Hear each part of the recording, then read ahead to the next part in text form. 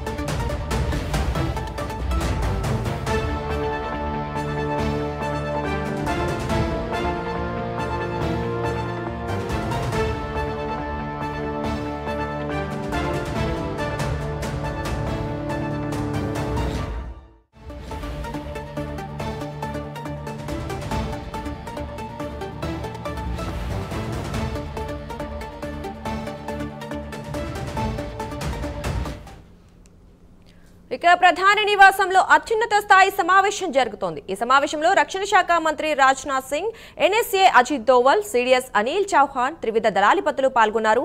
నేడు భారత్ పాక్ మధ్య కీలక చర్చల నేపథ్యంలో ఈ భేటీ జరుగుతోంది.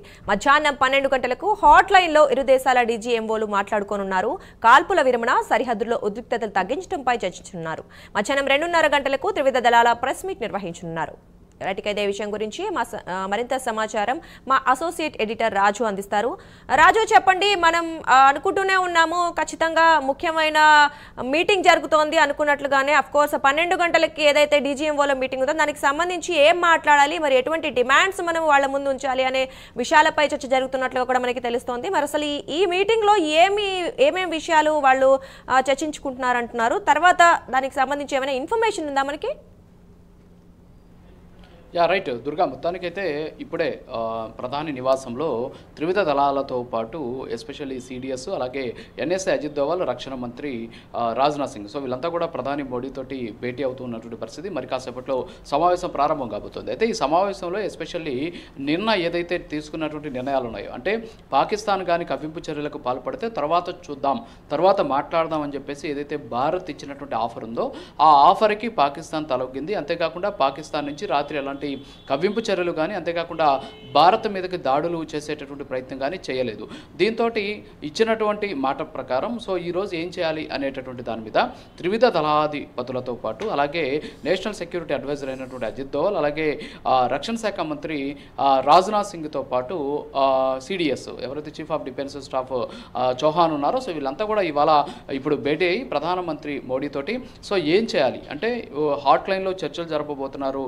ఈ రెండు దేశాలకు సంబంధించినటువంటి ఈ డీజీఎంఓలు ఎవరైతే director general of military operations ఉన్నారో మన దేశానికి సంబంధించి, సో అలాగే పాకిస్తాన్కి సంబంధించి కూడా హాట్ లైన్లో చర్చలు జరిపేటటువంటి పరిస్థితి ఉంది. అది ఎప్పుడు నిర్వహించాలి అనేటటువంటి దాని మీద కూడా ఒక క్లారిటీ, అంటే వాస్తవంగా అయితే షెడ్యూల్ ప్రకారం ఇవాళ మధ్యాహ్నం 12 గంటలకి రెండు దేశాలకు సంబంధించినటువంటి డీజీఎంఓలు ఈ సమావేశం నిర్వహించాలి హాట్ లైన్లో అనేసి అనుకున్నారు. కానీ నిన్న జరిగినటువంటి పరిణామాలు, అంతేకాకుండా ఏదైతే పాకిస్తాన్ మొన్న ఈ కాల్పులకు సంబంధించినటువంటి విరమణ ఒప్పందాన్ని ఉల్లంఘించినటువంటి నేపథ్యంలో సో దీని మీద నిర్ణయం తీసుకోలేదు. ఎందుకంటే వేచి చూస్తామనేటటువంటి ఒక ధోరణి మాత్రమే ఉంది అని చెప్పేసి నిన్న డీజీఎంఓ మీడియాతో మాట్లాడుతూ కూడా చెప్పినటువంటి సిచ్యువేషన్. అయితే ఈ నేపథ్యంలోనే ఇప్పుడు జరిగేటటువంటి సమావేశంలో డీజీఎంఓల సమావేశం నిర్వహించాలా, ఒకవేళ నిర్వహిస్తే ఈ హాట్ లైన్లో ఏ విషయాలు చర్చించాలి, ఎస్పెషల్లీ భారత్ నుంచి ఎలాంటి డిమాండ్స్ పెట్టాలి, అంటే భారత్ ఏమి కోరుతోంది, అంతేకాకుండా సరిహద్దు ఉద్రిక్తతను తగ్గించడంతో పాటు ఎస్పెషల్లీ ఈ కవ్వింపు చర్యలకు పాల్పడకుండా ఉండే విధంగా చర్యలు తీసుకోవాలి. అంతేకాకుండా కొన్ని 2-3 ప్రత్యేకమైనటువంటి అంశాలను ఇక్కడ పెట్టబోతుంది. ఒకటి వచ్చేసి పాకిస్తాన్ ఆక్యుపైడ్ కాశ్మీర్ ఏదైతే ఉందో ఇది భారత్కు తిరిగి ఇచ్చేందుకు ఉన్నటువంటి సాధ్యాసాధ్యాలు పరిశీలించడం.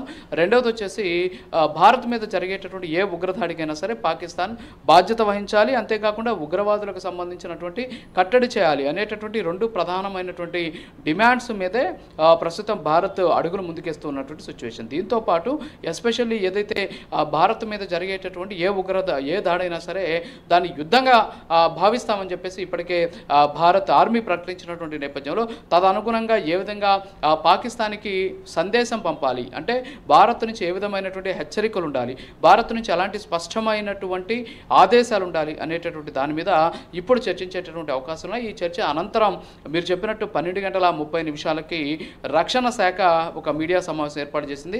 ఈ మీడియా సమావేశంలో తీసుకున్నటువంటి నిర్ణయాలతో పాటు ఎస్పెషల్లీ నిన్న అక్కడ ఉన్నటువంటి పాకిస్తాన్కి సంబంధించినటువంటి ISPO ఎవరైతే ఉన్నారో ఆయన మాట్లాడినటువంటి కొన్ని మాటలు అంటే చాలా డ్రామాని అక్కడ రక్తి కట్టించినటువంటి పరిస్థితి.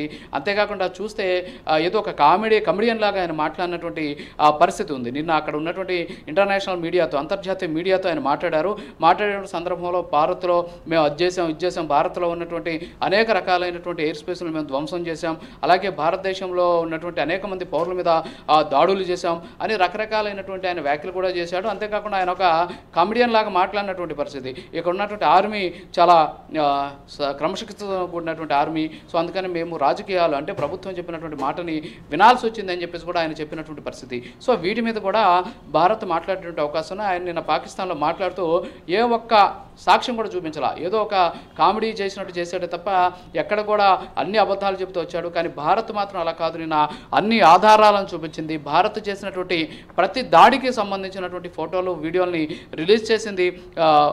అంతకుముందు ఇప్పుడు ఉన్నటువంటి పరిస్థితులు కూడా రెండింటిని కూడా చూపిస్తూ, రెండింటి మధ్య ఉన్నటువంటి భేదాన్ని కూడా చూపిస్తూ ఫోటోలను రిలీజ్ చేసినటువంటి పరిస్థితి. సో ఇంత పక్కా ఆధారాలతోటి భారత్ మీడియా సమావేశం ఏర్పాటు చేసి చెబితే పాకిస్తాన్ మాత్రం మొత్తం అబద్ధాలు చెబుతూ ఉన్నటువంటి పరిస్థితి. సో వీటి మీద కూడా రక్షణ శాఖ మరి కాసేపట్లో స్పందించేటటువంటి అవకాశాలు అయితే ఉన్నాయి. అయితే హాట్ లైన్ టాపిక్కి సంబంధించి అలాగే హాట్ లైన్కి సంబంధించిన చర్చలకు సంబంధించి ఇప్పటివరకు అయితే అధికారికంగా ప్రకటన రాలేదు. ఎందుకంటే మొన్న అనుకున్నట్టు అంటే ఏదైతే మొన్న మధ్యాహ్నం 5 గంటల ప్రాంతంలో అప్పుడు రక్షణ శాఖ అలాగే మీడియా సమావేశం ఏర్పాటు చేసి అందులో చెప్పడం జరిగింది ఏంటంటే కాల్పుల విరమణ ఒప్పందం స్టార్ట్ అయింది, 5 గంటల నుంచి కాల్పులు విరమించారు. సో ఈరోజు అంటే 12వ తేదీ రెండు దేశాలకు సంబంధించినటువంటి డీజీఎంఓలు మాట్లాడుకుంటారు అని చెప్పేసి 12 గంటలకు మాట్లాడతారని చెప్పేసి ప్రకటించారు.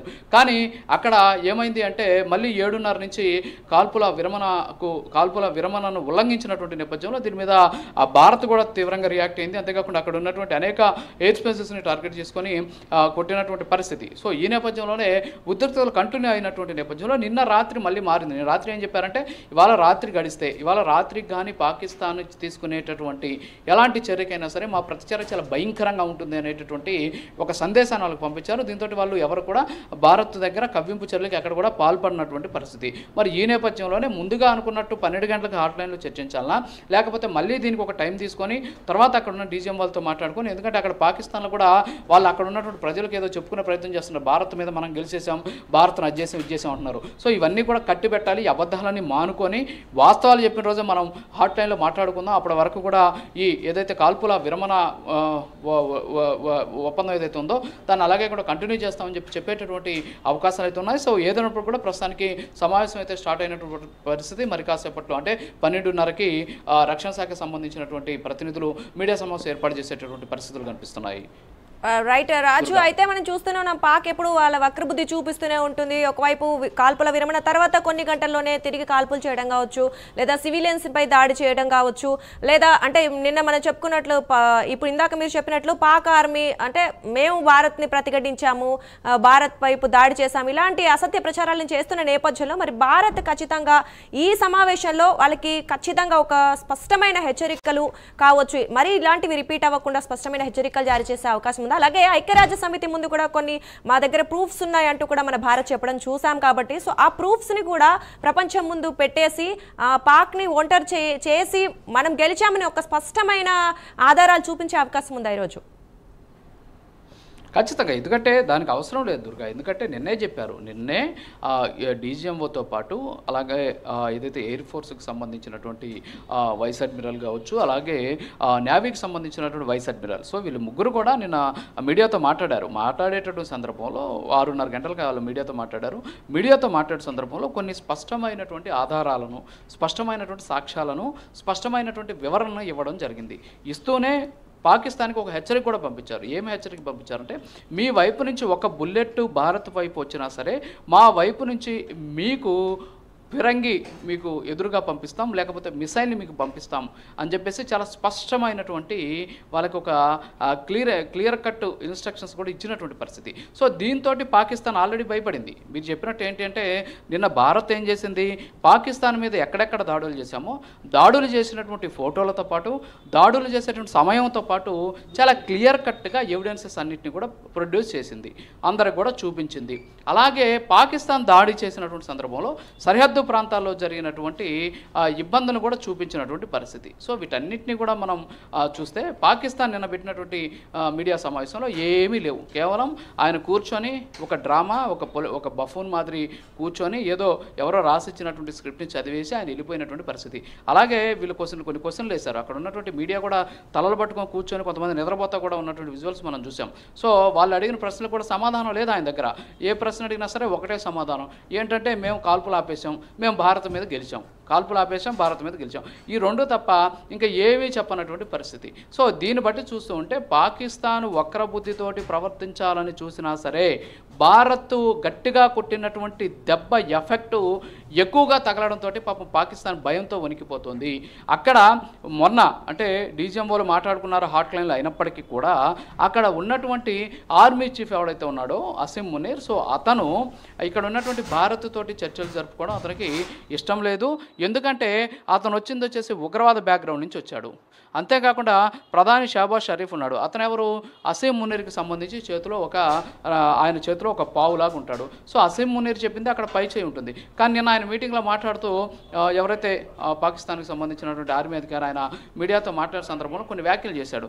ఏంటంటే, మేము ఇక్కడ ఉన్నటువంటి మా దేశానికి సంబంధించిన పొలిటికల్ లీడర్లు చెప్పినటువంటి మాటలని గౌరవిస్తున్నామని చెప్పేసి కూడా నిన్న ఒకటి చెప్పినటువంటి పరిస్థితి. అంటే మొన్న ఏదైతే ఒప్పందం జరిగిన రోజు గౌరవించకుండా కాల్పులు జరిపారో అయితే మరుసటి రోజు గౌరవిస్తున్నామని చెప్పిన పరిస్థితి. సో గౌరవాలు ఇవన్నీ కాదు, కేవలం భయంతో మాత్రమే పాకిస్తాను భారత్ మీద దాడులు ఆపేసింది. దీనికి సంబంధించినటువంటి కొన్ని సాక్ష్యాలను కూడా నిన్న ప్రైమ్ న్యూస్ వెలుగులో తీసుకొచ్చింది. ఎస్పెషల్లీ నిన్న ఒక బాంబులను ఏదైతే అణ్వస్త్రాలను స్టోర్ చేసినటువంటి ఒక ప్రాంతంలో భారత్ మిసైల్ దాడి చేసింది. దీంతో అది ఒక హెచ్చరిక కోసం దాడి చేసింది, అంతేగాని వాటిని దాడి చేయాలనేటువంటి ఉద్దేశంతో చేయలేదు. ఎప్పుడైతే అక్కడికి మన మిసైల్ వెళ్ళగలిగిందో, వాళ్ళ అణ్వస్త్రాల దగ్గరికి మన మిసైల్ ఎప్పుడైతే వెళ్ళగలిగిందో పాకిస్తాన్లో భయం స్టార్ట్ అయింది. ఒకవేళ వీళ్ళ మిసైల్ వచ్చి కానీ అణ్వాయుధాలను కానీ టచ్ చేస్తే పాకిస్తాన్ భస్మం అయిపోతుంది. సో కాబట్టి ఇప్పటికైనా సరే న్యూక్లియర్ రియాక్షన్ అవతల వైపు నుంచి రాకముందే మనం చర్యలు తీసుకుంటే బాగుంటుంది అనేటువంటి ఉద్దేశంతో, భయంతో పాకిస్తాన్ వాళ్ళు భారత్ కాలబేరానికి వచ్చి ఈరోజు ఎట్టి పరిస్థితుల్లో సరే కాల్పుల విరమణకి మేము అంగీకరిస్తామని చెప్పినటువంటి పరిస్థితి. అంతేగాని ట్రంప్ మాట్లాడాడు, లేకపోతే ఇక్కడ ఉన్నటువంటి వాళ్ళ ఆర్మీ చీఫ్ చెప్పాడు, వాళ్ళ ప్రధానమంత్రి చెప్పాడు, వాళ్ళని గౌరవించి మేము ఏదో ఆపేసామని చెప్పేసి అన్నీ కూడా కాకమ్మ కథలు చెప్తూ ఉన్నటువంటి పరిస్థితి. సో వాస్తవాలను ఎప్పుడు కూడా పాకిస్తాన్ ఎప్పుడూ బయటపెట్టలేదు, నిజాలు ఎప్పుడు కూడా మాట్లాడినటువంటి పరిస్థితి. అబద్ధాలతోనే పాకిస్తాన్ ఫేకిస్తాన్గా మారిపోయినటువంటి సిచ్యువేషన్ కనిపిస్తుంది. Durga. Right, thank you Raju.